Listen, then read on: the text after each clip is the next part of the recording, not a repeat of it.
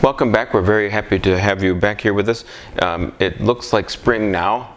It was winter again for a few days, and then now it's spring again. That's the way it goes here all the time, and the change of the seasons. So we're very happy to have you here for the fifth reflection for the fifth week of Lent and fifth Sunday. And Amy is going to read, and again, we're doing the year A reading, so we're reading this week the raising of Lazarus, and just the last part of that gospel reading today.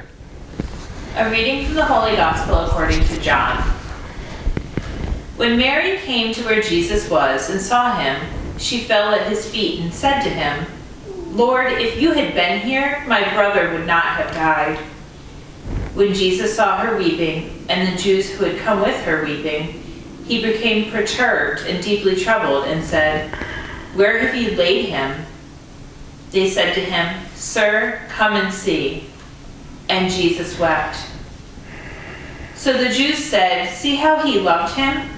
But some of them said, "Could not the one who opened the eyes of the blind man have done something so that this man would not have died?" So Jesus, perturbed again, came to the tomb. It was a cave, and a stone lay across it. Jesus said, "Take away the stone." Martha, the dead man's sister, said to him, "Lord, by now there will be a stench. He had been dead for 4 days." Jesus said to her, "Did I not tell you that if you believe, you will see the glory of God?" So they took away the stone. And Jesus raised his eyes and said, "Father, I thank you for hearing me. I know that you always hear me. But because of the crowd here, I have said this, that they may believe that you have sent me." And when he said this, he cried out in a loud voice, "Lazarus, come out." The dead man came out, tied hand and foot with burial bands, and his face was wrapped in a cloth. So Jesus said to them, "Untie him and let him go." Now many of the Jews who had come to Mary and seen what he had done began to believe in him. The Gospel of the Lord. Praise to you, Lord Jesus Christ. So we've said in some way or the other, whether I've said it on these videos always or just at masses, or if it's just, I know I've said it out loud, so it's not just in my mind, but if it's something we think about is that each of the characters in these three stories from the Scrutiny readings, the woman at the well, the man born blind, and Lazarus, they kind of represent us in some archetypical way. They stand for some part of us that's lacking.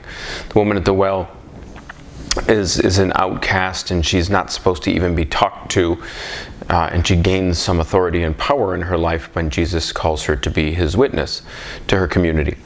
The man born blind receives the light in his eyes, through his eyes for the first time, and Jesus makes that comparison between, in his criticism of the Pharisees at the end, between blindness and being blind to the light of faith, and uses that light-dark imagery, light and night-day imagery in that reading. And in this one, Lazarus is dead and receives his life from Jesus Christ because of the confidence that Mary and Martha especially have in him.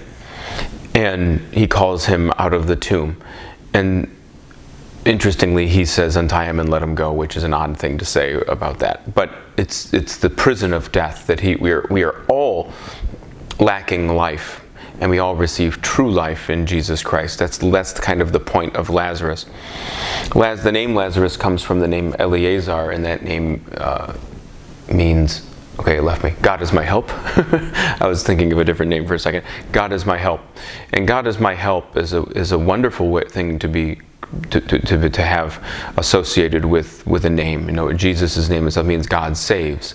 God saves. God is my help. That name Lazarus could be a good one for any one of us who knows how much they need God, and who knows how much the life in them is not full and rich unless it's joined to Him in our baptism and in our life.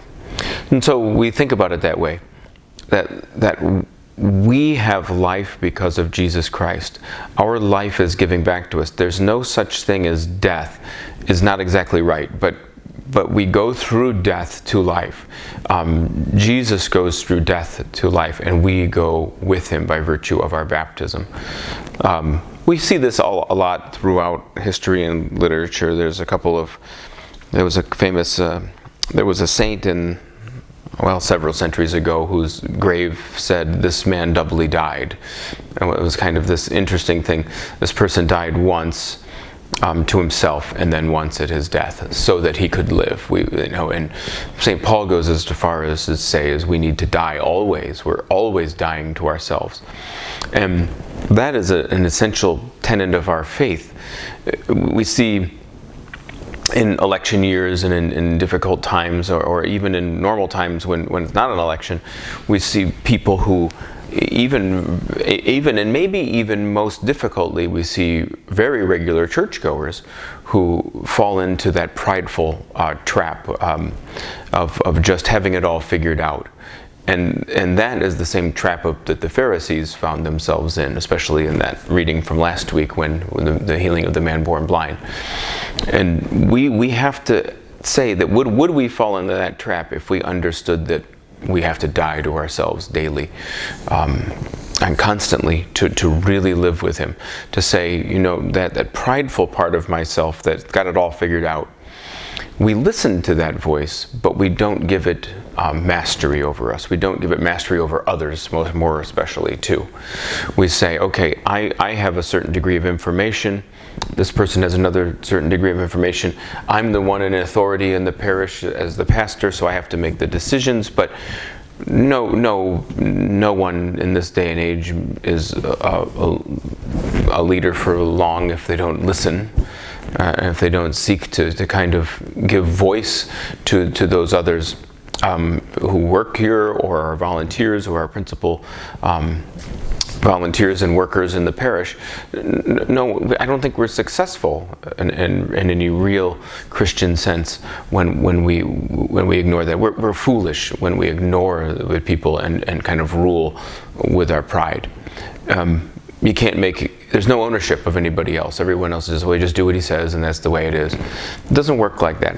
If it ever did, I would be surprised, but it's often said that it was like that at some point, and maybe it was easier in that way. But leadership, I think, suffers gravely in our age because of our pride, because we're not listening to one another, and because we don't take people who feel differently about things seriously. We don't give them value, and then that creates anger and division in our culture. If that is not happening, I don't know what is. I think that that's something that's very prevalent anywhere, and yet the world is full of very good leaders, and on the local level, maybe a good boss, or maybe good people at work and everything, but very few perfect. And so in our life, what we want to do is understand that our life, our rich experience of life that we might enter into, comes to us only through Jesus Christ. Only in him do we have life. Only in him do we have sight. Only in him do we have power. And that is what we should seek. And that's the message of these 3 weeks of readings, is that everything we gain because of an encounter with him, like the woman at the well, like the man born blind, and like Lazarus. And so in our friendship with Jesus Christ, we gain a Savior. We gain a person who gives us those things. We gain somebody who knows us well. We gain someone who weeps for us, who doesn't want us to die, that wants us to be with him. And that our faith is beautiful and rich, and we really are very, very, we really have a great amount to celebrate when that's the case.